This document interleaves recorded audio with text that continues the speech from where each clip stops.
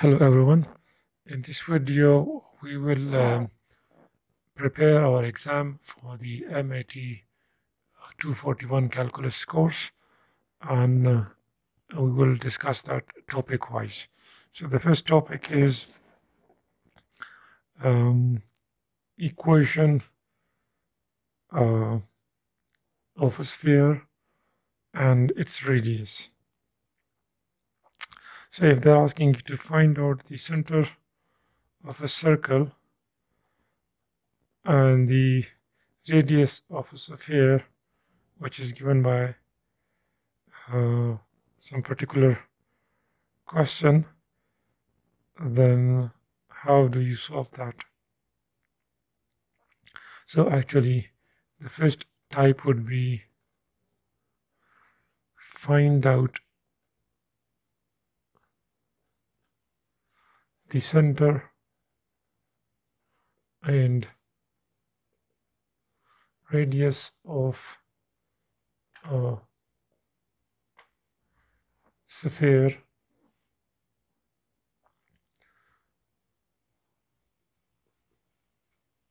centered at some given point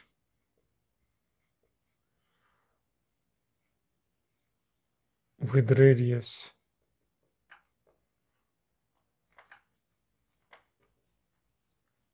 r.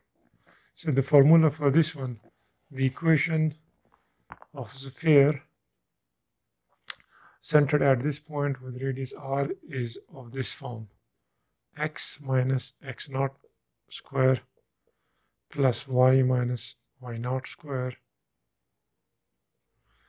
plus z minus z naught square is equals to r square. So now in the problem, they're asking you to find out the center of the sphere and radius of the sphere, and the sphere is given of this form: 3x square plus 3y square plus 3z square plus 2y minus 2z is equals to 9. So what we have to do is we have to transform this into this format. And how do we do that? By completing square. So what do we have is x terms, we have y terms, and we have z terms. So the first thing you have to do is to make to remove the coefficients from the square terms. So you have x square, y square, and z square. The coefficient, we have to remove the coefficient. How do we remove the coefficient? Is by dividing each term by 3.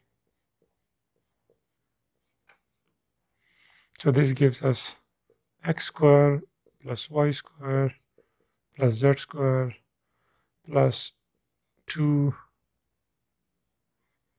1 over 3. We can write this as minus 2z 1 over 3, and that becomes 3. Now you have to remove, you have to make the complete square. So x is the only term is x square. There is no other x. So we can, this is our complete whole square. For y, we have y square, and there is another term here, 2 times y and 1 over 3. So you have to complete this square, which is not a square. And then we have one more term is z, which is z square minus 2 times z and 1 over 3. This is not square.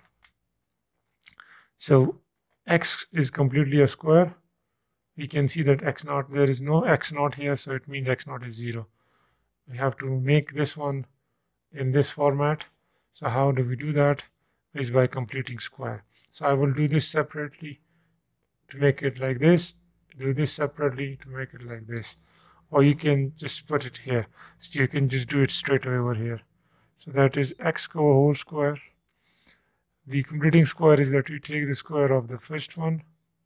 So our first is y square, then 2 times the first, which we already have, is y, and the second is 1 over 3. So what is the extra term? What would be the second term to make it a square? So y squared, so we should have some term here, number. So according to the formula is a plus b whole square is the square of the first plus 2 times first, which is a, second, and the square of the second. So this term is missing now. So we have here, this term is given, this term is given, the square of the second term is missing. So we will add the square of this term, right? And similarly, if we add it on the left side, you have to add the same thing on the right side. So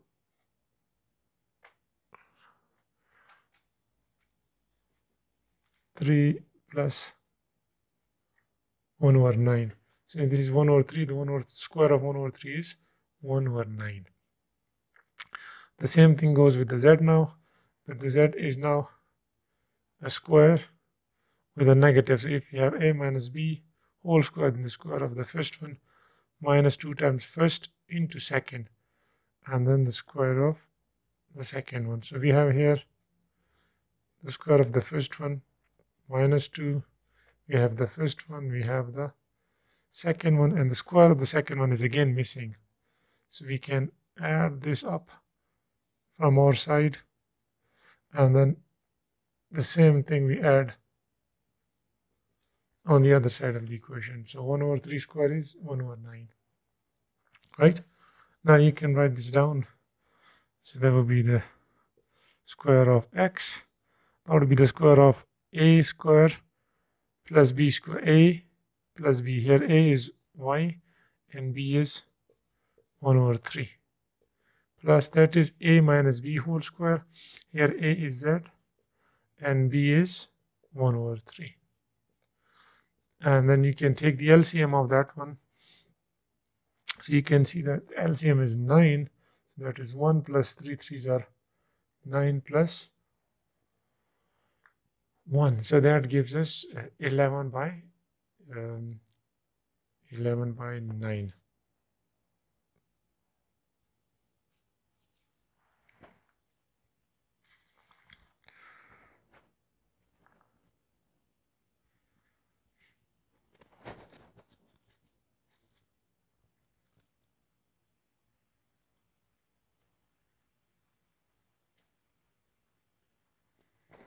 So now we found this one, and this one, but we haven't got the r square. So we can write down this and take its square. So the square will cancel the square root.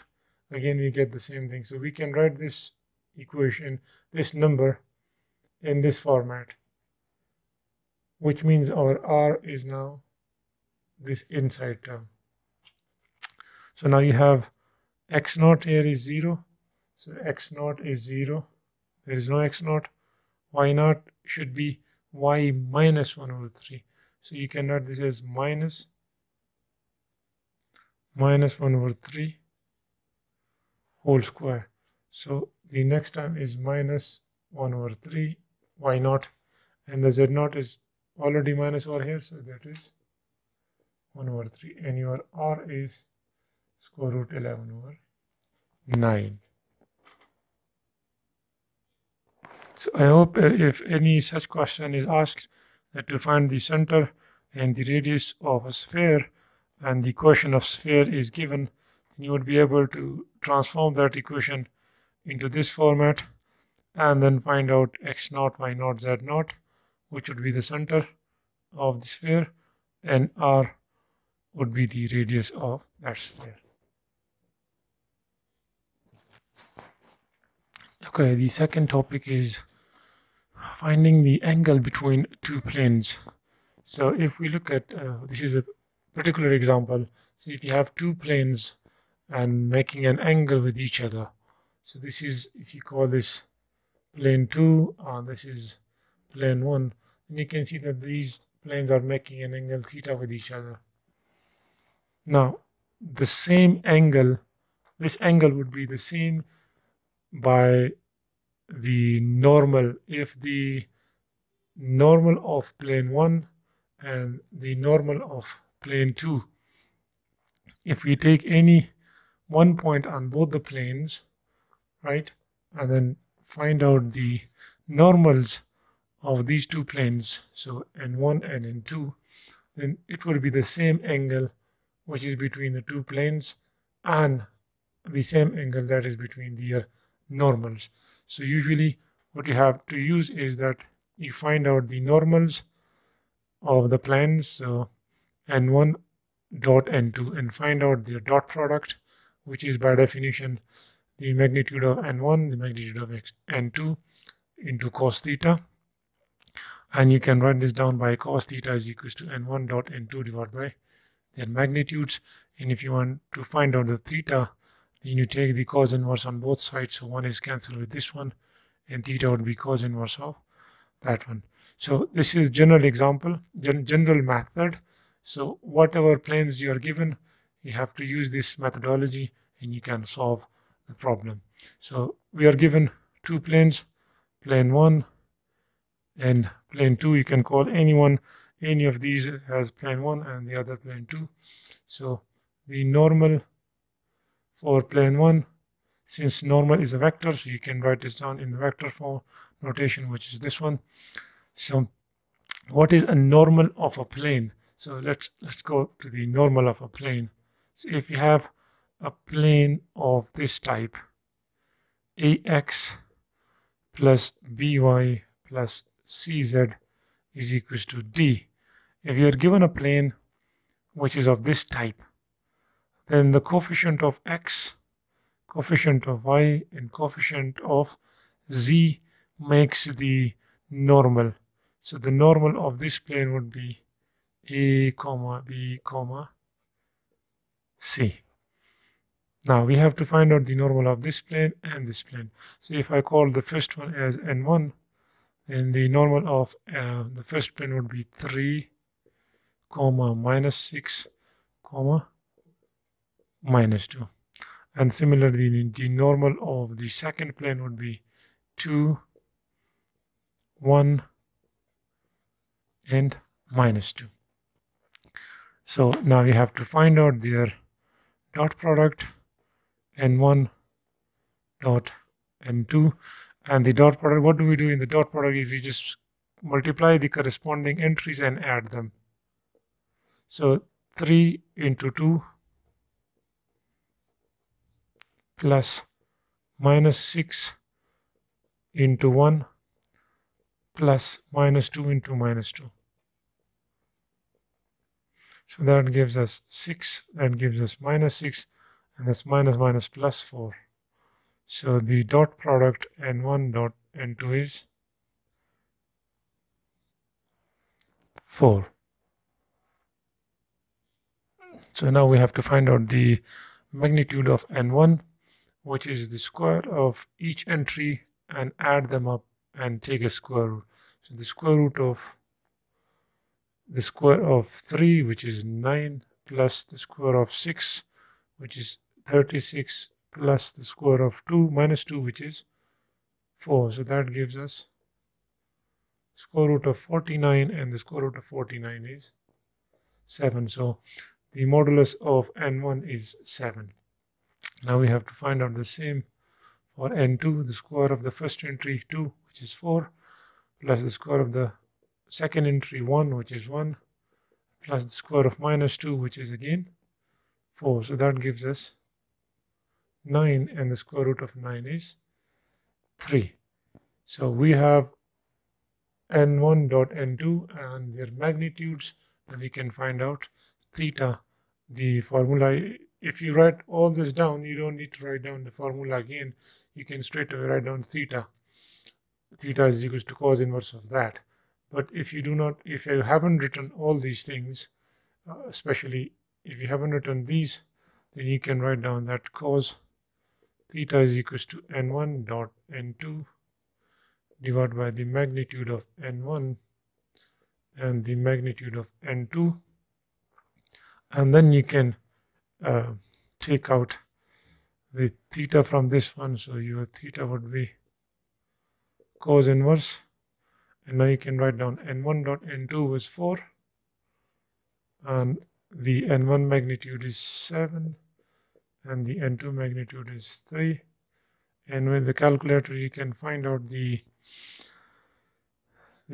cos inverse of 4 over 21, and that is approximately 79 degrees.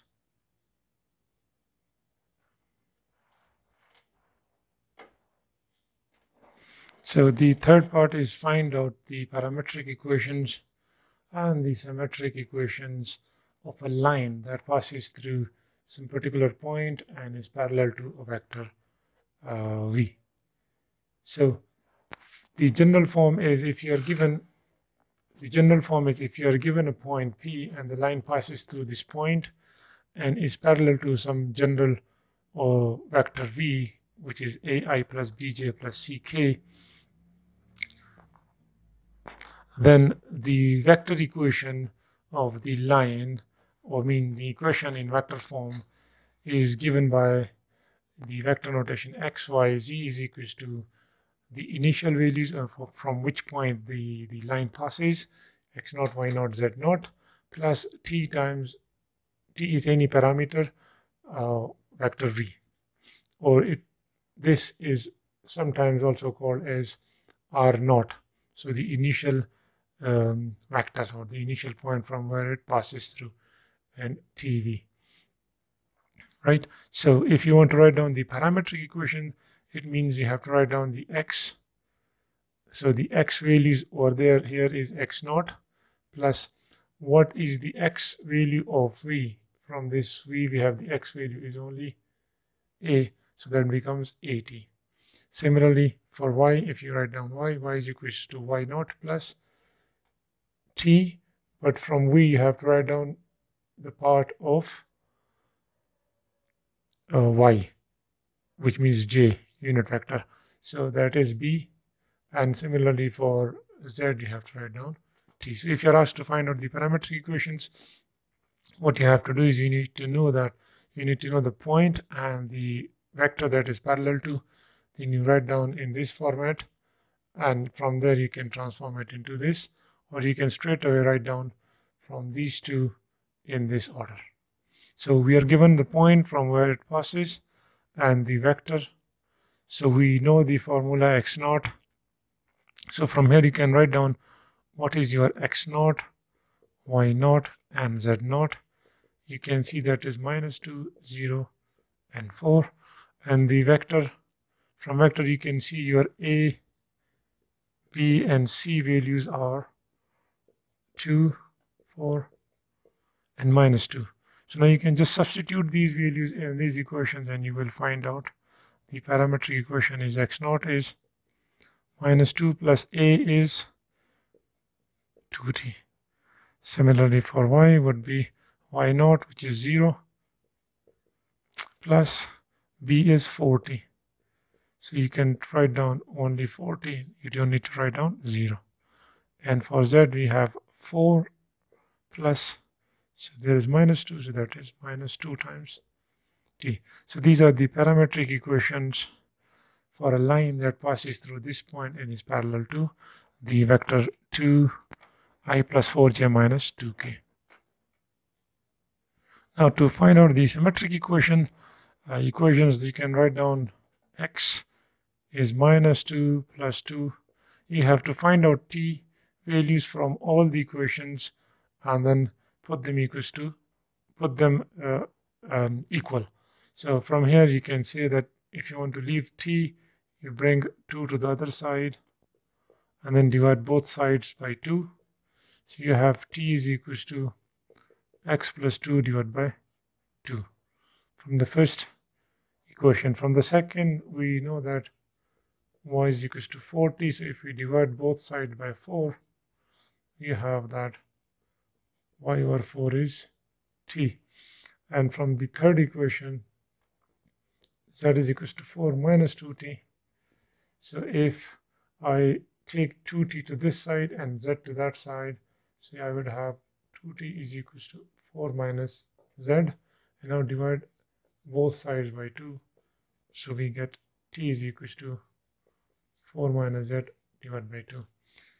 Now they're all the same t values, and the t values, if this is t, this is t, and this is t, then they are all equal. So if I write t is equals to t is equals to t, then you can write down their values, and these are all called symmetric equations.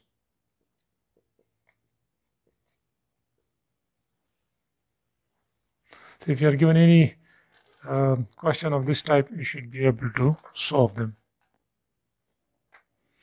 Okay, the next topic is to finding the equation of a plane that passes through some point, this one, and is perpendicular to some vector, this. So the general format is a times x minus x naught plus b times y minus y naught plus c times z minus z naught is equals to 0. So this is the general notation, or the general equation, or the general formula for the equation of a plane. And now you can find out this point and this vector. Once you have these two, you can find out the equation of the plane. So the question is, find out the equation of a plane that passes through this point 1, 2, and 5, which means your x naught is 1, your y naught is 2, and your z naught is 5, and is perpendicular to the line. They haven't given you a vector now, they have given you a line. So the vector, right, from this line, what is the vector that we know from this line is the normal vector, right? And the normal vector from this line, or the v that we can find from this line, is we just did the parametric equations where x was x naught plus at, y was y naught plus bt, and z was z naught plus ct, and we wrote this thing which was our v. So v was our vector a, b, and c. So we can find out v from here now using this thing, right? So we know that our x naught, y naught, and z naught are 1, 2, and 5, right? And our vector v is, the first entry is the coefficient of t in x, which is 1. In the second entry is the coefficient of t in y, which is 3. And the third one is in z. So we have now x naught, y naught, z naught. We have a, b, and c, which is our a, b, and c in that format. So we will just put the values now. Our a is 1, x minus x naught is 1, plus b is 3, y minus y naught is 2, and c is 4, z minus, and z naught is 5, and that is equals to 0. We have to just open it up, multiply 1 into x is x, 1 plus 3y minus 6, 4z minus 20 is equals to 0. So we have minus 1, minus 6, minus 20 gives us minus 27. So if I write x, 3y plus 4z, and if you add them up, they gives us minus 27. And if I take it to the other side, this becomes plus 27. So this is the equation of the plane that passes through this line and is perpendicular to the given line, which is in parametric form. In this topic, there's different other topics included. So they're asking you to find out the volume of a parallelogram. We know that a parallelogram is, you have the two sides are parallel. So you on this side and this side are parallel, and this are parallel. So you just take one point here, whatever the vectors are you are given. So from that point, you take one vector and you take the other vector, and then you find out the the cross product of that vector. And the volume would be the magnitude of the cross product of those two vectors. So it includes the cross product. What is the cross product? So you need to find out the cross product first. So if you are given these two vectors, the cross product is, you write down I unit vector, j unit vector, k unit vector, right?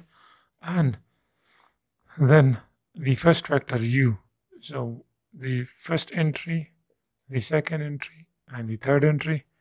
The second vector, first entry, second entry, and third entry. Now find out the determinant of these two. So I as it is, we have to find the determinant of this one. What is the determinant? Determinant is you multiply these two and then subtract the multiplication of these two from it. So multiply 2 and 3 gives us 6 minus, then you have to subtract the multiplication of these two. So the multiplication of these two is 0. In the next entry would be minus. And then we're checking now this row. So we will exclude this one and this one. So you have this line and this line only. This line and this one. So you multiply this and this. So 3 times 1 is 3 minus 2 times minus 1 gives us plus 2. Then plus k. Now we have to ignore this line and we choose these two columns. So 0 into 1 is 0 minus 2 into 2 gives us minus 4. When that minus multiplied to this minus, this becomes plus 4. So this gives us 6i. 3 minus 2 gives us 1.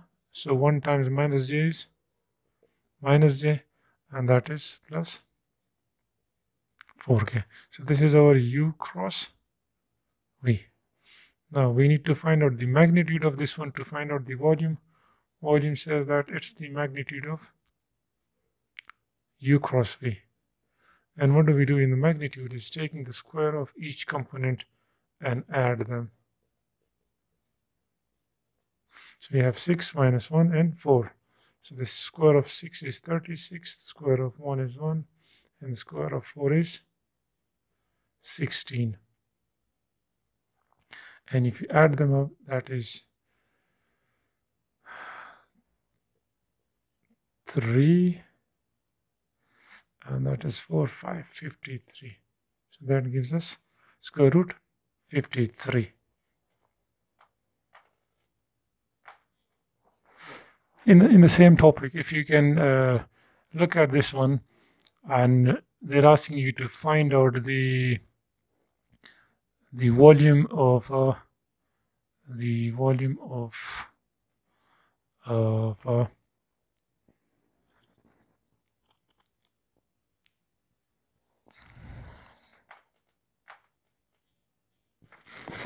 sorry, this was not the volume of parallelogram. A parallelogram cannot have a volume of this type. So it is the area. So the area of a parallelogram is of this type. So the solution that we got was not actually the volume, but was the area. The volume is of a parallelepiped or parallelepiped, you can say it. So the question was to find out the area of a parallelogram, and this is the formula of it that we already saw it. So now they can ask you to find out the area of a triangle. So triangle, and you're given one vector u and the other v, and they're asking you to find out the area of a triangle. So there are no such formula that we can use. So what we have to do is we have to draw a parallelogram. So we make a parallelogram, we find out the area of the whole parallelogram and divide that by 2. So once we find out the area of the parallelogram, You divide by this way or by this way, either this way or this way. It's up to you. Which means if I put the area into half, this becomes the area of a triangle. So if you're asked to find out the area of a parallelogram or the area of a triangle, you should be able to solve it with this method. So if you're asked to find out the volume of a parallelopiped or parallelepiped, then the general formula is U dot V cross W, or you can use either of the vectors first. You can write down U dot V cross W, or V dot U cross W, or W dot V cross U, right? So you write down the first vector, 1, 2, minus 1. You write down the second vector, minus 2, 3, 0. You write down the third vector, 7, 0, minus 4, and you find out the determinant of this one. So usually you can find a determinant with either a row or with a column, but we choose the one which has zeros. So if you don't want to choose that one, that's okay. So if I choose it row 1 with respect to row 1, then we choose this one, and then we have to ignore this row and this column and find out the determinant of these two columns. So minus 4 times 3 is minus 12, minus 0 times 0 is 0. Again, we write down a negative. We choose the second in the row, the second term, which is 2. Now we will ignore this column and this whole row, so you are left with this and this. So we multiply this to this, gives us plus 8, minus 0 into 7 gives us 0. Then plus, here is already a minus, so that becomes minus 1. And now we ignore this column and this row, so you have to multiply here. 0 into minus 2 gives us 0. Minus 7 into 3 gives us 21. Right, so that gives us. And one of them is derivative of the vector valued function r of t. So if you're given a function r of t, 3 cos t, 3 sin t, 2 t to the power 3 over 2, how to find out its derivative is very simple. It's just following the same rules of derivatives. You have to differentiate each part separately. So the derivative of cos t is minus sin t, so that gives us minus 3 sin t. The derivative of sin t is cos t, so that gives us 3 cos t. And the derivative of 3 to the power 2 would be the power comes in front and you subtract 1 from the power. So 3 over 2 minus 1. And when you simplify this, that gives you 3 sin t, cos t. This 2 will cancel this 2, so you are left with 3. And if you take the LCM of this one, that gives you 3 minus 1 divided by 2, which gives you 2 by 2, and that gives you 1, so that gives you 3, gives you minus 1 gives you half, sorry. So 3 minus 2 divided by 2 gives you half. So this is your derivative. You can find out the derivatives of all the vector valued function in this format.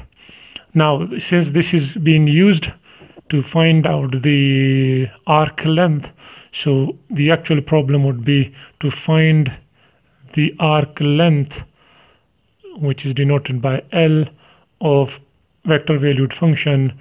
So you need to find out the arc length. You will write down the formula. What is the formula? And this is when the t is between 0 and 3. So you need to find out the arc length of this vector valued function between 0 and 3. So for that, the formula is v is equals to from 0 to 3 and dr by dt magnitude dt, or you can write this as from 0 t r prime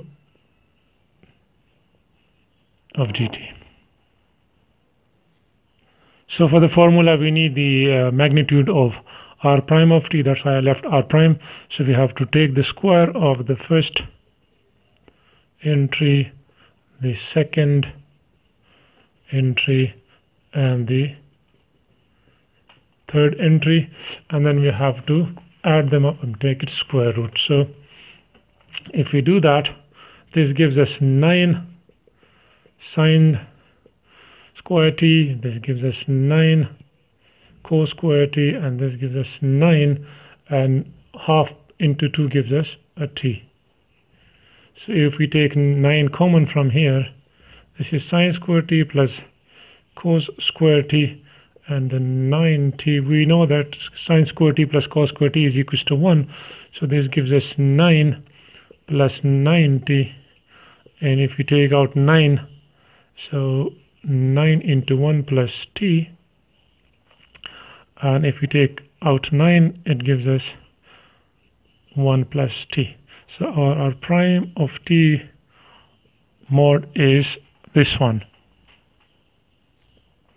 Now we can replace the r prime magnitude in the formula, and now you can use any method. So first you can use the substitution. If you don't want to use the substitution method, what you can do is you can write this as 1 plus t to the power 1 over 2 dt.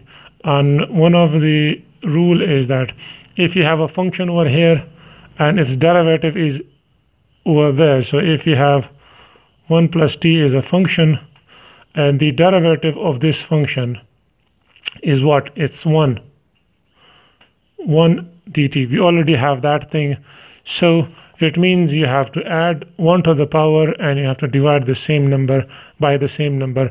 That will give you the integration. So that is 3. Its derivative is here, so we can use that as 1 plus t, and you add 1 to the power and you divide by the same number, and the limits should apply at the end. So this would give us 3, 1 plus t, so 1.5 gives you 3 over 2, and that is 3 over 2. So the 3 will cancel this 3 and the 2 goes up, so you have 2 and you have 1 plus t, and the limits goes from 1 to 3, from 1 to 3. So you can substitute the limits. Once you put 3, so 1 plus 3 minus, then you put 0, 1 plus 0, and you can see that is 4. 4 minus 1 gives you 3, and 3 times 2 gives you 6. So you are oh, wait a second, we did something. Okay, this is 3 over 2. So this is 3 over 2 and this is 3 over 2, and 4 power, this is 4 to the power 3 over 2. So this means that is 2 into 2 and then 3 over 2. So this will cancel this one, and this is 1. So that is actually how much? 2 times 2 times 2 is 8. 8 minus 1 is 7, and 7 into 2 is 14. So your answer is 14. The next part would be to find out the unit tangent vector t, the unit normal vector n, the binormal vector b, and the curvature kappa k, small k. And the formula for these are the derivative of the unit vector valued function r, and divided by its magnitude is the formula for the tangent vector. For the normal, it's the derivative of the tangent divided by its magnitude. The binormal is the cross product of the unit tangent vector and unit normal vector, and the curvature can be found by two different formulas. So you can also find out different formulas for these.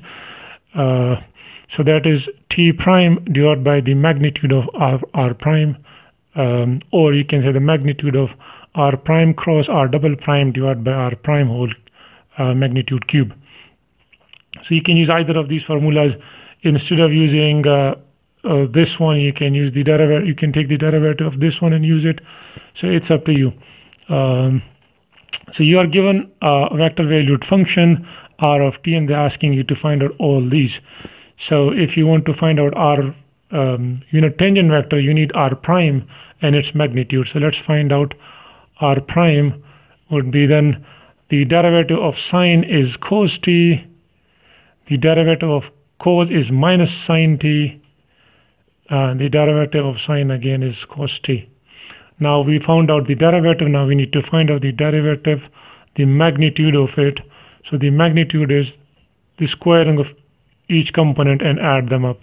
So cos t square plus square root 2 sine t square and plus cos t square.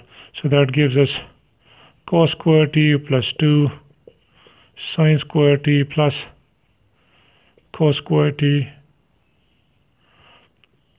So that is actually 2 cos square t plus 2 sine square t square root. And if we take 2 common, that is cos square t plus sine square t.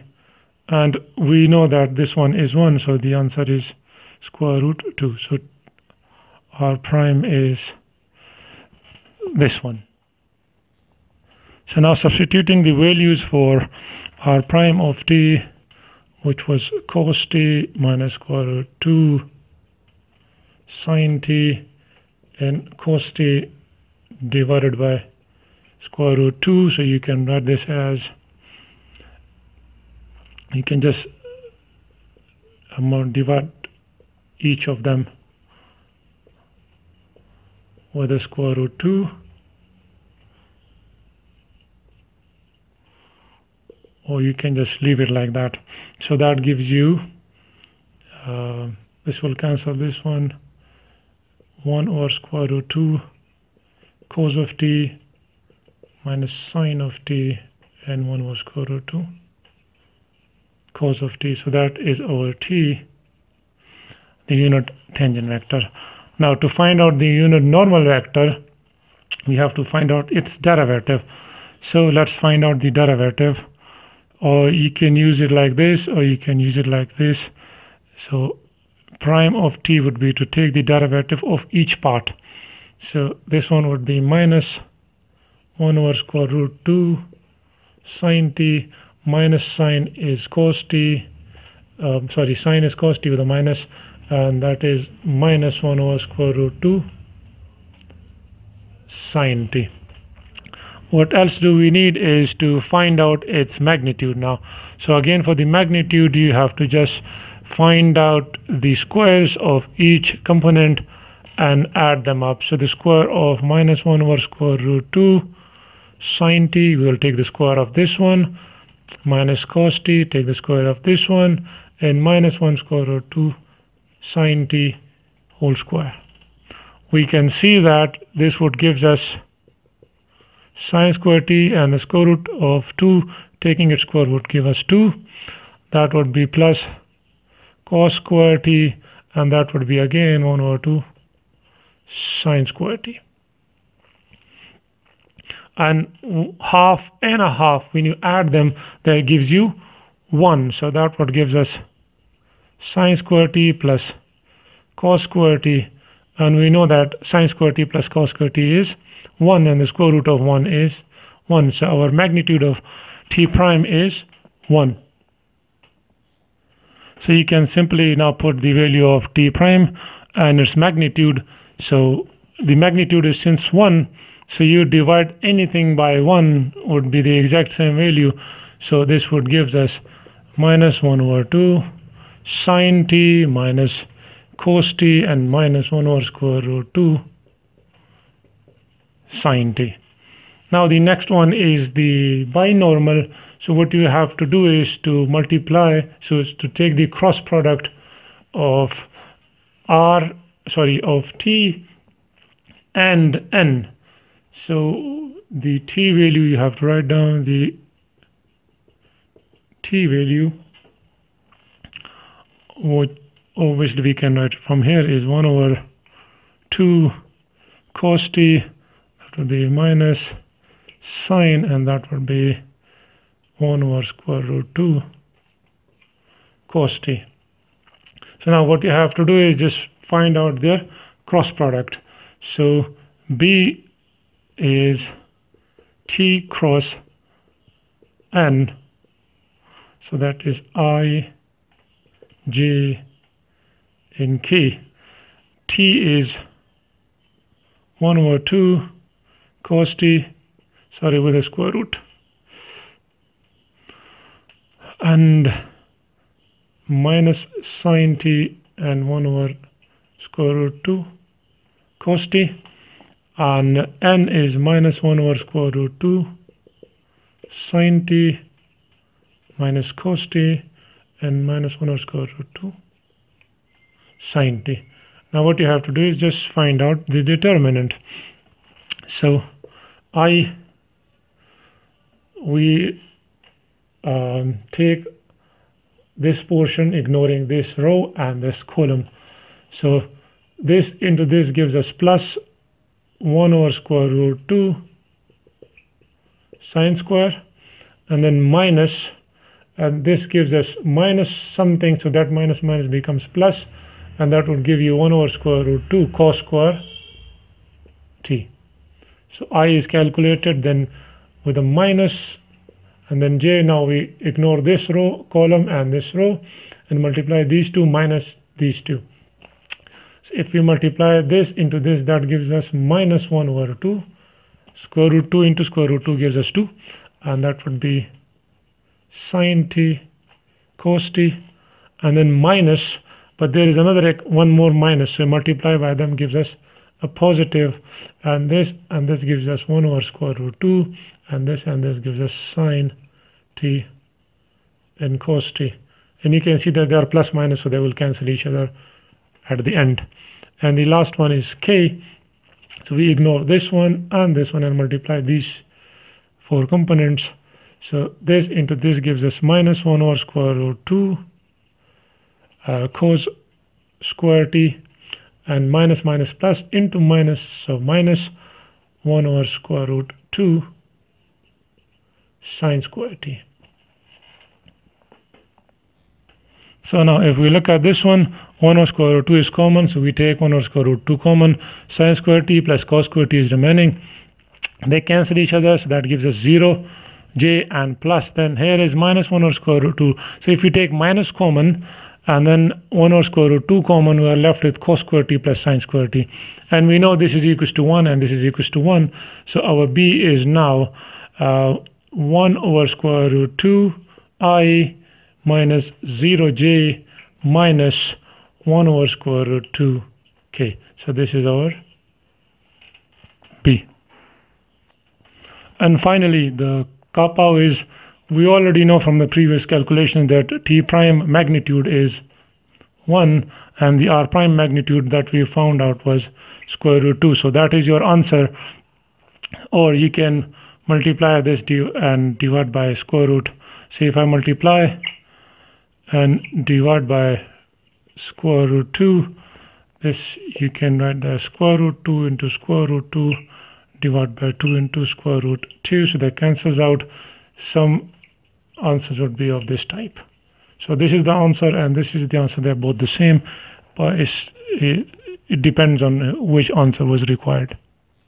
The next topic is finding velocity, speed, and acceleration. So velocity is the derivative of the vector valued function r.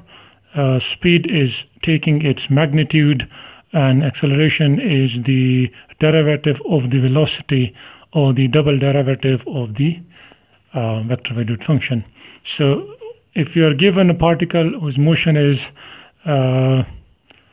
defined by this vector valued function, then they're asking you to find out the velocity, speed, and acceleration at time t is equals to 1. So the first thing we need to know is our velocity is the derivative of the vector valued function. So we need to find out its derivative, and the derivative, it means that you have to find out the derivative of each part or each component separately.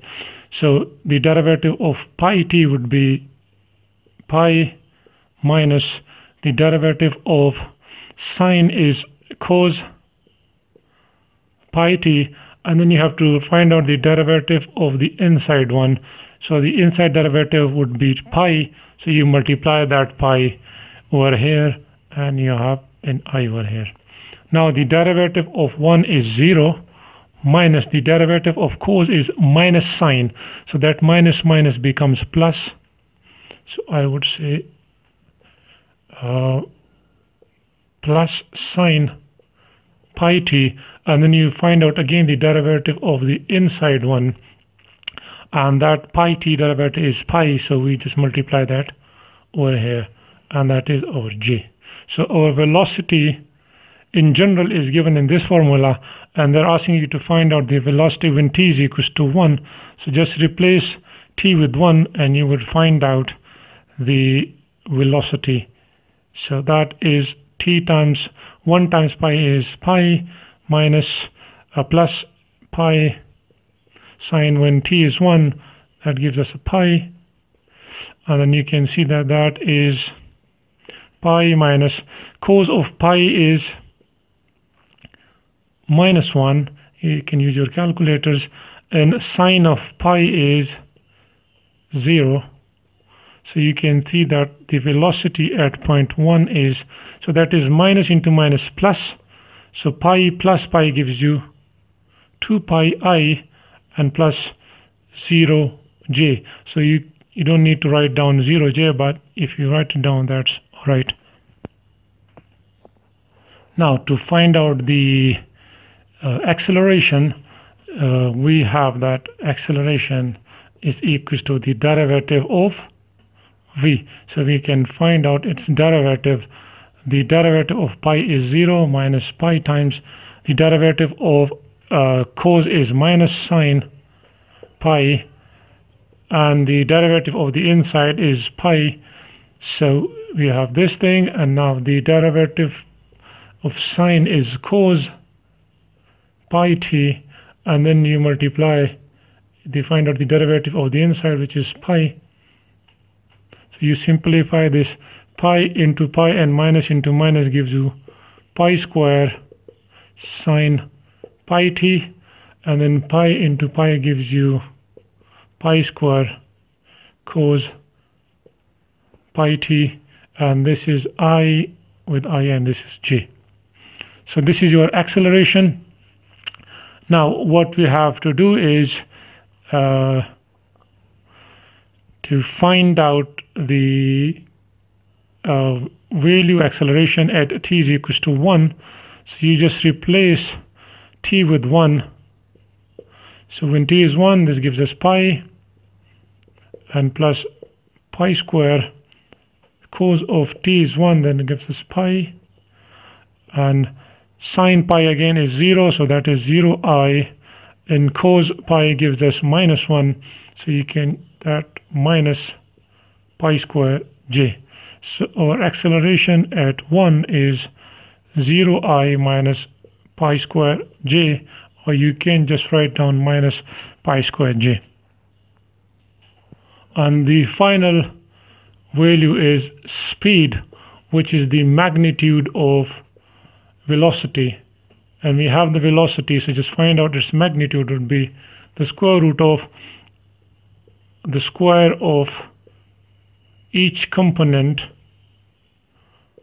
and add them up.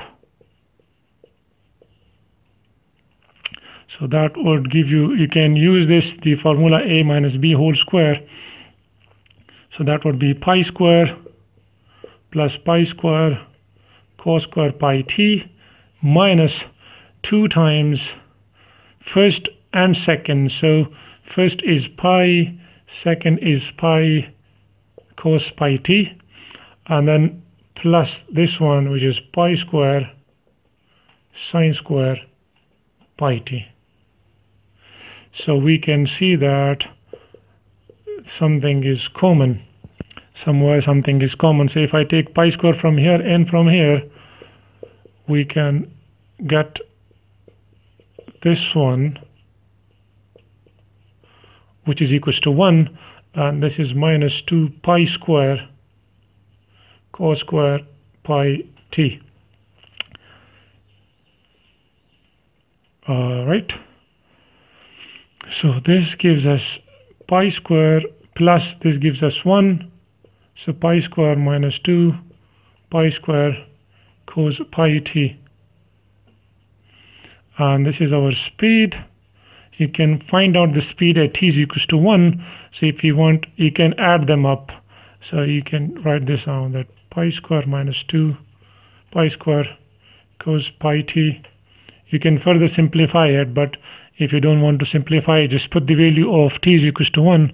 So speed when t is equals to 1 is 2 pi square minus 2 pi square and cos of pi when t is 1. And we know that cos of pi is minus 1. So minus and minus becomes plus. So this gives us 4 pi square square root, and that gives us 2 pi as the speed. Why don't we write down the negative? Because speed cannot be negative. And the final set of examples is to find out the tangential component of acceleration, normal component of acceleration, and the curvature kappa. So the AT normal tangential component of acceleration is, the formula is r prime dot r double prime divided by its magnitude of the r prime. Then the normal is r prime cross r double prime divided by the r prime magnitude, and kappa is the r prime cross r double prime magnitude divided by r prime cube. So it's just taking this cube of this one and you get the answer. So the first one is tangential component of acceleration. We need r prime. So first out, find out r prime. That would be minus a sine t. That will be a cos t, and that gives us only b. We need the double prime. So the double prime would be minus a cos t, that is minus a sine t, because the derivative of cos is sine, and that is 0, minus sine, not sine. So now we need to find out this dot product r prime dot r double prime is actually you multiply component wise and add them. So this component would multiply to this one. So minus a sine t into minus a cos t plus this component will multiply to this one. So a cos t and minus a sine t, and plus the last two components b into 0. And we can see that does give us a square sine t cos t, minus minus becomes plus, and then minus plus gives us minus a square sine t cos t plus 0, and these cancels out each other. So you're left are double prime to be 0. So now you don't need to calculate this one, but since we will require that for the other formula, so you should find that out. So this one is 0. We need to calculate now the magnitude of r prime. So the magnitude of r prime would be the square of each component and add them up. Minus a sine t square plus a cos t square and plus b square. So that gives you a square sine square t plus a square cos square t plus b square. If we take a common, a square common, that is sine square t plus cos square t plus b square, and now we know that a square plus sine square t plus cos square t is 1, so this gives us the magnitude of r prime is a square root of a square plus b square. So the tangential component is r prime dot r double prime, r prime magnitude. This one is 0 and this one is square root a square plus b square. It means the tangential component is 0.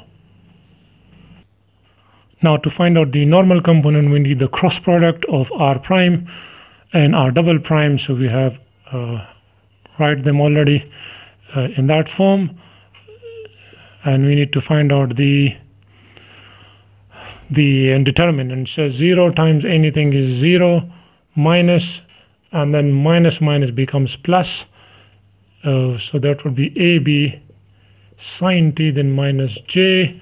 We leave this thing, this is 0, and minus plus ab cos t, and then for k, that is minus plus a square sine square t, and minus, and this minus again plus a square cos square t. So that gives us ab sine ti minus ab cos tj, and minus, if we take a square common from this one, this would gives us, so if we take a square common,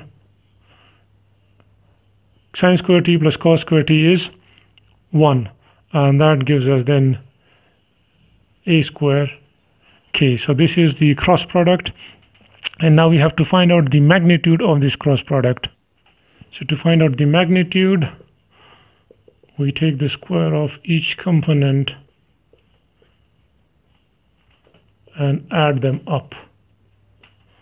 So that gives us a square b square sine square t plus a square b square cos square t plus a 4. And again, if we take a square b square common, we are given here, we are left with this one. This is equals to 1, so we have a square b square plus a 4, and if I take a square common, so that would be here b square plus a square square root, and if we take a square out of square root, so we have a square plus b square. It doesn't matter, you write down b square plus a square or a square plus b square.